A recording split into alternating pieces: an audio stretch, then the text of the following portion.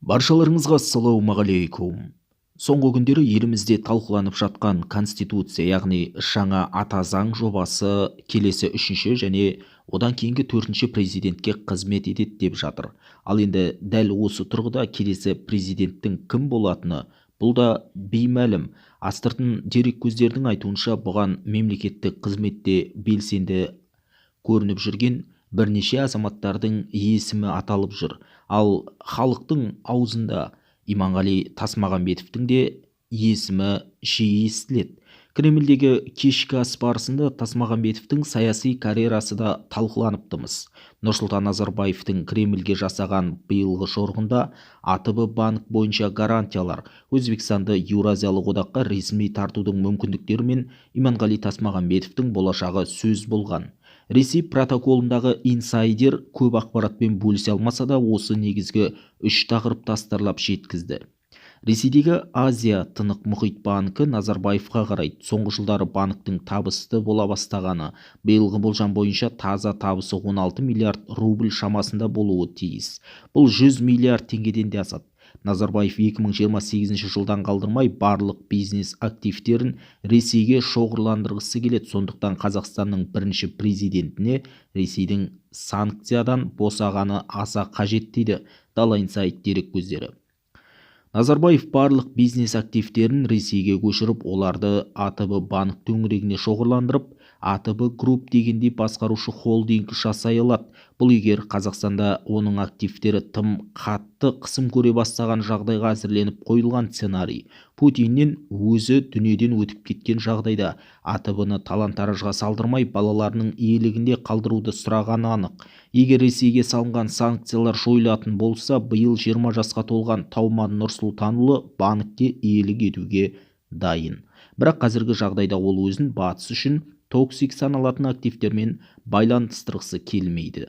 Назарбаев үшін ең ұтымды вариант өзіне жақын адамның Қазақстан билігіне келгені болып тұр. Онда бизнесінің барлығын Ресейге көшіріп әуре болмайды. Кремльдегі кешкі кездесуде Тасмағамбетовтің саяси болашағының сөз болуы осы амбициядан туған дүниелер. ОДКБ төрағалығын босатып берген Иманғали Тасмағамбетов Путинге Қазақстандағы келесі президенттік сайлауға қатысамын деген нақты уәдесін бере қойған жоқ. Кремль тастан бұған қатысты жауабын 2026 жылдан қалдырмай айтуын өтінген деген ақпарат бар. Бұл жолы Тасмағамбетов президенттік амбициясынан түбегейлі бас тартуы мүмкін. Соңғы жылдары оның ел басқаруға деген көзқарасы біршама өзгерді. Физикалық белсенділігі, саяси жауапкершілігі көп, президенттік жұмыстан гөрі оған бос уақыты бар. Өзінің сүйікті жазу, архив істерімен айналысқан көбірек ұнап жүр. Сондықтан Қазақстан тарапы беделді халықаралық қордың басшылығын ұсынса, Тасмағамбетов қарсы болмауы тиіс дейді дереккөз мәліметтері.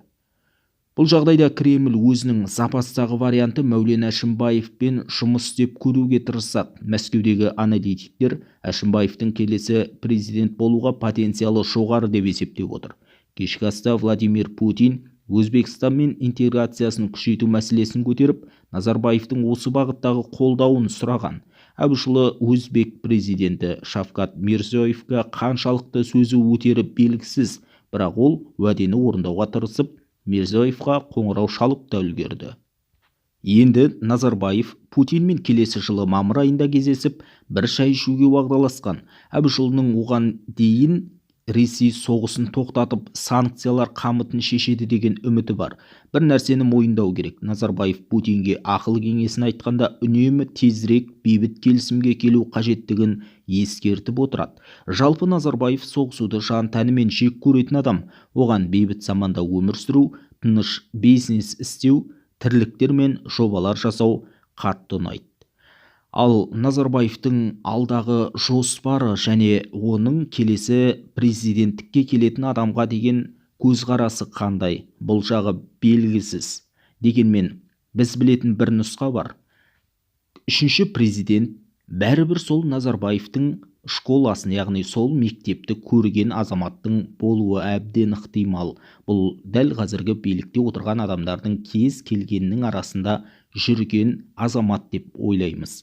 Иманғали Тасмағамбетовтің президент болуға ықыласы болмай қалған жағдайда, одан өзге нұсқаларда да Назарбаевтың таңдауы, яғни оның да көзқарасы оң болуы әбден ықтимал.